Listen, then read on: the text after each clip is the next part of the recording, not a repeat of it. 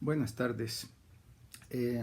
Para mis alumnos de Ciudadanía, Participación y Representación, elaboro este segundo video, una segunda microclase, para cerrar la primera unidad del programa de la materia. La lectura asignada, como ya saben, es la de Luigi Ferrajoli. Ferrajoli es un conocido jurista, está vivo, tiene mucha influencia, es muy famoso, tiene discípulos mexicanos y ha acuñado un conjunto de conceptos muy interesantes y relevantes para el mundo contemporáneo, ¿no? De su libro Derechos y Garantías, a sugerencia de Álvaro Aragón, por cierto, quien insistió mucho en incluir esta lectura en el programa, pues vamos a discutir el capítulo 4 de los derechos del ciudadano a los derechos de las personas. Bien, ¿qué contiene esta lectura? ¿Por qué la incluimos? Porque contiene una crítica jurídica a Thomas Marshall. Como saben, Marshall es el paradigma para los debates de ciudadanía. Marshall está superado, recontra superado. Marshall ha sido objeto de muchas críticas. La mayoría de ellas críticas sociológicas muy válidas y pertinentes, ¿no? Lo hemos discutido en clase. Marshall es teleológico, es decir, garantiza desde el principio el final de su relato. Marshall es lineal, Marshall es simplista. Marshall obvia que la conquista de los derechos es el resultado de luchas sociales. Todo eso es cierto. Pero bien, vamos a agregar una crítica más. Recordemos, eso sí es importante insistir y enfatizar, que estas críticas no desmerecen a Marshall. Son críticas que han hecho avanzar la teoría de la ciudadanía. Y en este sentido el paradigma de Marshall ha sido, sigue siendo en ese sentido fecundo. Porque a pesar de sus errores ha hecho avanzar el conocimiento sobre el tema de la ciudadanía. Ok, me concentro en el tema. Les decía que Álvaro Aragón y yo decidimos que esta es una gran lectura, y más Álvaro que yo, porque incorpora una crítica jurídica al enfoque sociológico de la ciudadanía. Estamos de acuerdo en que los politólogos y los sociólogos ignoramos al derecho, y estamos de acuerdo en que los juristas desprecian desde su conocimiento abstracto y olímpico a los sociólogos y politólogos. Esto es un error. Ambas disciplinas necesitan entrar en diálogo y en contacto. Y esta es una lectura muy típica de eso. De hecho, Ferrajoli en este texto de los derechos del ciudadano, los derechos de la persona, empieza alabando a Marshall, empieza demostrando cómo este aporte sociológico ha enriquecido sin duda los enfoques jurídicos. Sin un enfoque sociológico, los juristas no discuten el grado de eficacia o de ineficacia de los derechos, no discuten si los derechos efectivamente tienen una incidencia o no sobre la igualdad. Los juristas no les parece preocupar mucho la conflictividad social, porque efectivamente los derechos están en juego, en el corazón de las interacciones de la conflictividad social. En fin, no, hay muchos otros argumentos. Dicho esto, Ferrajoli elabora una contundente crítica jurídica a Marshall, pero en un sentido de diálogo, en un sentido de enriquecimiento, un plano constructivo. Básicamente son dos críticas jurídicas de Ferrajoli a Marshall, ¿no? La primera es que la clasificación de Marshall tan canónica, derechos civiles, políticos y sociales, del concepto de ciudadanía, es que el concepto de ciudadanía anula y oculta atrás de sí a un concepto mucho más universal, lo hace invisible. Y este concepto más universal es el concepto de persona. Los conceptos de ciudadanía no necesariamente son iguales a los conceptos de persona. Y la categoría de persona sin duda es mucho más universal que el concepto ciudadano. La ciudadanía delimita los criterios de pertenencia a una comunidad política. La persona, en tanto persona, merece un trato en su dignidad y en su universalidad, con independencia de la pertenencia o no a una comunidad política. Entonces, bueno, esto es fascinante, esto es interesante. Nos recuerda a Marshall que la declaración revolucionaria de la Revolución Francesa se llamaba así, ¿no? Los derechos del ciudadano y de la persona. El argumento de Marshall es que efectivamente los derechos civiles son derechos universales. Los derechos civiles no se le pueden negar a nadie en razón de si pertenece o no pertenece a una comunidad política.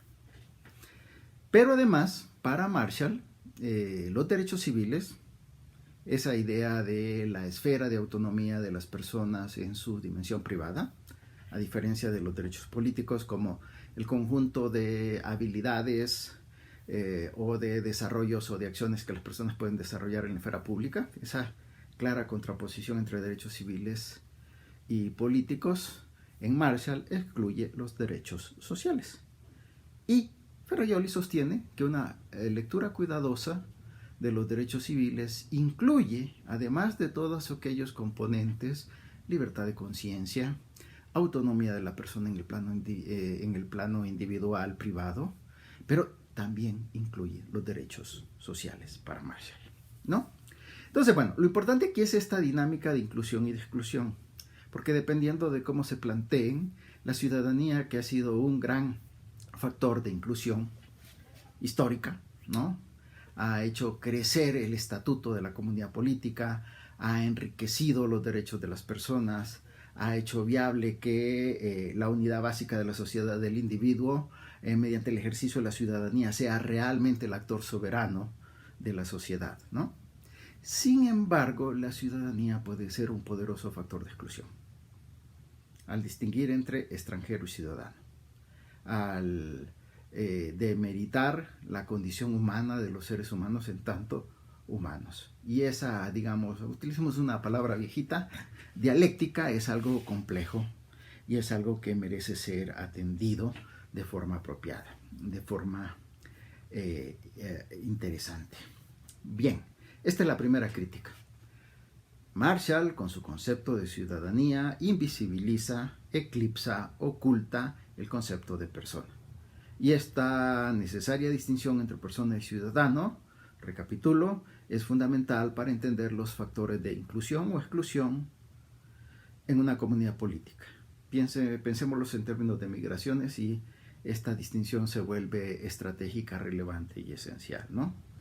Un niño migrante no ciudadano en un país extranjero tiene derechos: derecho a la salud, derecho a la educación, derecho a la no discriminación, aunque no sea un ciudadano, ¿no? Ese sería como el ejemplo. Bien, la segunda crítica, bueno, que está un poco, esta sí es mucho más técnica, esta sí es una crítica jurídica. Básicamente ya hemos visto que en esta primera crítica está implícita una dimensión técnica específica. Marshall hace una clasificación sociológica horrenda, horrorosa desde el punto de vista jurídico, mal hecha, arbitraria, espuria, confusa. No, de veras, Ferrajoli no ahorra adjetivos críticos a la forma de clasificación de Thomas Marshall. Entonces, la segunda crítica lo que afirma es que los derechos civiles es una categoría en realidad espuria. Hemos dicho que es una categoría mucho más universal, pero en un sentido técnico es una categoría espuria, ya que en ella se incluyen tres clases de derechos cuya estructura es profundamente diferente, ¿no? En la primera crítica no me detuve a explicar más este componente, pero si pensamos, los derechos civiles, en tanto derechos civiles, sí delimitan la esfera de acción del individuo en su privacidad, en su intimidad. Sin embargo, ya si lo vemos como contenidos específicos, para Marshall los derechos civiles incorporan tres tipos de subderechos o de derechos específicos diferentes entre sí: el derecho de libertad, el derecho de autonomía privada, que es el que yo estaba utilizando en la primera explicación, y el derecho de propiedad. Derecho de libertad, de autonomía privada y de propiedad son tres derechos de naturaleza diferente. No todos tienen el mismo nivel de consistencia jurídica y no todos tienen el mismo nivel de consistencia universal. Claramente aquí vemos el elemento de la propiedad privada, esencial para el pensamiento liberal. Sin embargo, la propiedad privada no es técnicamente un derecho plenamente derecho porque no es un derecho totalmente universal. Un derecho por definición es inalienable. Un derecho por definición es indisponible. La propiedad privada es justamente lo opuesto de estos dos criterios jurídicos del derecho. La propiedad privada es alienable y la propiedad privada es disponible. Pongamos un ejemplo típico, ¿no? Hay cosas que el dinero no puede comprar. Por más que una persona quiera vender un riñón para poder comprarse el último modelo de iPad o el último modelo de teléfono celular, eso la sociedad no lo puede permitir. Porque sobre el cuerpo humano no se puede disponer de esa manera. Jurídicamente es inviable. Entonces, ven, aquí se entiende efectivamente por qué hay una especie como de traslape o de coordinación o de... Bueno, a ver, resulta que el marxismo, en tanto pensamiento sociológico, no es ningún secreto, tiene una muy mala relación con, digamos, la dimensión jurídica del pensamiento liberal y clasifica los derechos como una superestructura que enajena, engaña y que está siempre a favor de los más poderosos. ¿Por qué? Porque la base estructural de la sociedad es la que determina la posición estructural de los individuos. Y los derechos solo son un reflejo de esta base estructural. Lo superestructural está subordinado a lo estructural. Lo superestructural no tiene legitimidad ni valor por sí mismo. Cosa que obviamente tiene una cierta dimensión de verdad, pero que radicalizada, universalizada, es totalmente inadmisible, ¿no? El derecho es fundamental. El derecho tiene su propio peso, su propia autonomía. El derecho no se reduce a ser un simple reflejo de la estructura social, de la estructura productiva, de la estructura de propiedad. Por supuesto que no. Entonces, en ese sentido, Marshall y el marxismo coinciden en esta mirada demasiado tosca, demasiado grosera de la dimensión de los derechos. Pero vean qué interesante, porque aquí Marshall está adoptando una crítica similar a la del marxismo, pero con mucho más filo y con mucha más garra jurídica, ¿no? Porque Marshall está criticando la idea de los derechos de propiedad. Para no quedarse solamente con la crítica, Marshall establece una propuesta constructiva también. No solamente se trata de criticar, sino que dice, bueno, habría entonces que reelaborar una mejor clasificación porque la clasificación de Marshall es insuficiente, inviable, inútil, teóricamente limitada, ¿no? Entonces él sí propone dos clasificaciones. Me voy a concentrar en la primera por razones de tiempo, porque la segunda es la que ya hemos dicho. Conviene distinguir entre derechos de la persona y conviene distinguir entre derechos de ciudadanía. Pero también la clasificación de los derechos se puede hacer de otra manera. Lo que Ferrajoli propone es, en lugar de establecer 3 categorías, establecer 4. Y dentro de estas 4 establecer 2 subdivisiones. Es decir, los derechos de ciudadanía para Marshall deberían clasificarse de forma cuatripartita. Deberían ser derechos civiles, derechos políticos, incluye una categoría que Marshall no incorpora, derechos de libertad y derechos sociales. Y lo que Marshall establece es que esta forma de clasificar los derechos es mucho más relevante porque permite entender mejor la dinámica de los derechos, su naturaleza. De modo que él distinguiría entre derechos poderes y derechos expectativas. Los primeros 2 tipos de derechos que hemos mencionado entrarían dentro de esta subclasificación de derechos poderes.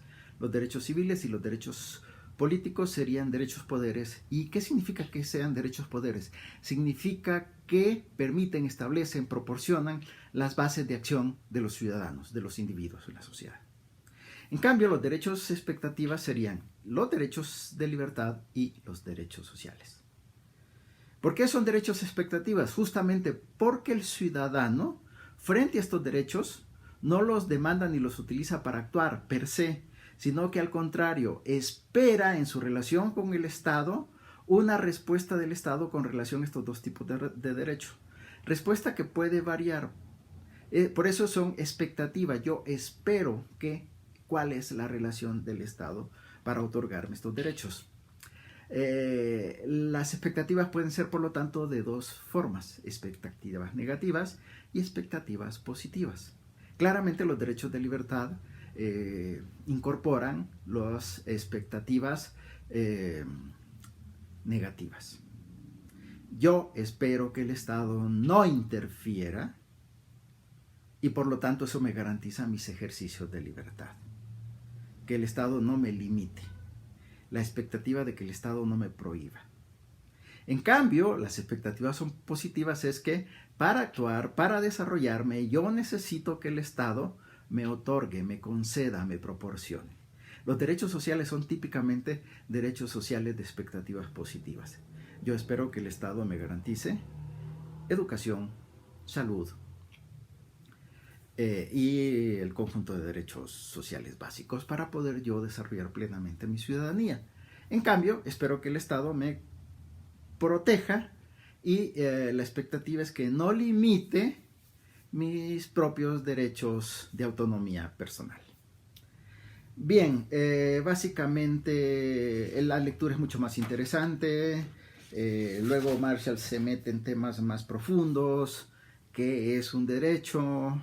Luego entra a discutir el tema de por qué los derechos sociales, siendo reconocidos como derechos, están tan pobremente garantizados.